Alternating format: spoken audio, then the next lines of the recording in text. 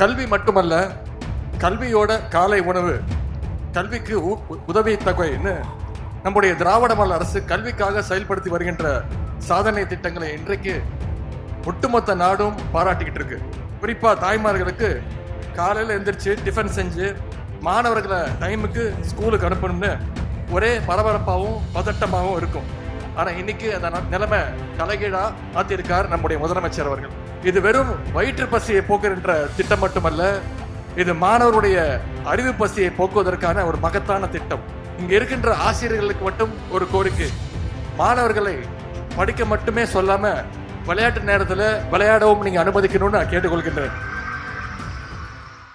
கல்வி மட்டுமல்ல, கல்வியோட காலை உணவு, கல்விக்கு உதவி தொகைன்னு நம்முடைய திராவிட மாடல் அரசு கல்விக்காக செயல்படுத்தி வருகின்ற சாதனை திட்டங்களை இன்றைக்கு ஒட்டுமொத்த நாடும் பாராட்டிக்கிட்டு இருக்கு. நம்முடைய திட்டங்களை பிற மாநிலங்கள் பாராட்ட மட்டுமல்ல, அதை ஃபாலோவும் செய்து கொண்டிருக்கிறது.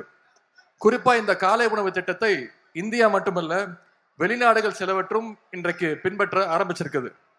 What we began in 2022 as a pilot project in about 1,500 schools has now been expanded to 37,416 government and government aided schools across Tamil Nadu, benefiting around 21 lakh students. 21 லட்சம் மாணவர்கள் இதில் பயன்பெறாங்க.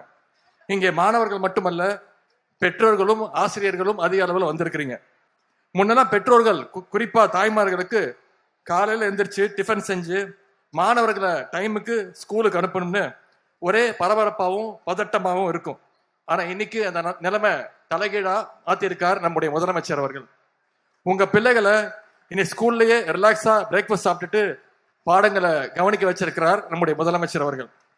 இது வெறும் வயிற்று பசியை போக்குகின்ற திட்டம் மட்டுமல்ல, இது மாணவருடைய அறிவு பசியை போக்குவதற்கான ஒரு மகத்தான திட்டம்.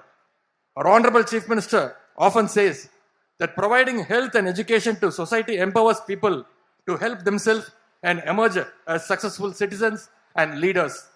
Therefore, I am confident that this breakfast scheme will further strengthen our students' ability to emerge as successful individuals in each life. இங்க இருக்கின்ற ஆசிரியர்களுக்கு மட்டும் ஒரு கோரிக்கை, மாணவர்களை படிக்க மட்டுமே சொல்லாம விளையாட்டு நேரத்துல விளையாடவும் நீங்க அனுமதிக்கணும்னு நான் கேட்டுக்கொள்கின்றேன். ஏன்னா மாணவர்களுடைய பிசிக்கல் ஹெல்த் நல்லா இருந்தாதான் அவங்களுடைய மென்டல் ஹெல்த்தும் நல்லா இருக்கும். இந்த காலை உணவு திட்டத்தை மாணவர்கள் நன்றாக பயன்படுத்தி கொள்ள வேண்டும் நான் கேட்டுக்கிறேன். அதே மாதிரி இங்க அதிக அளவில் வந்திருக்கக்கூடிய நம்முடைய மகளிர் சுய உதவி குழு சகோதரிகள், அவங்களுடைய உழைப்பு இந்த திட்டத்துடைய வெற்றியில மிக மிக முக்கியமானது. இந்த காலை உணவு திட்டத்தை தாய்மை உணர்வோடு சமைத்து தருகின்ற சுய உதவி குழுக்களை சேர்ந்த என் அருமை சகோதரிகள் அத்தனை பேருக்கும் என்னுடைய பாராட்டையும் நன்றியும் நான் தெரிவித்துக் கொள்கின்றேன். By providing a healthy breakfast, we are not only addressing malnutrition but also enhancing attendance, concentration and overall academic performance. This scheme has played a vital role in bridging the gap between disadvantaged and privileged students, ensuring equal opportunities for every child to succeed.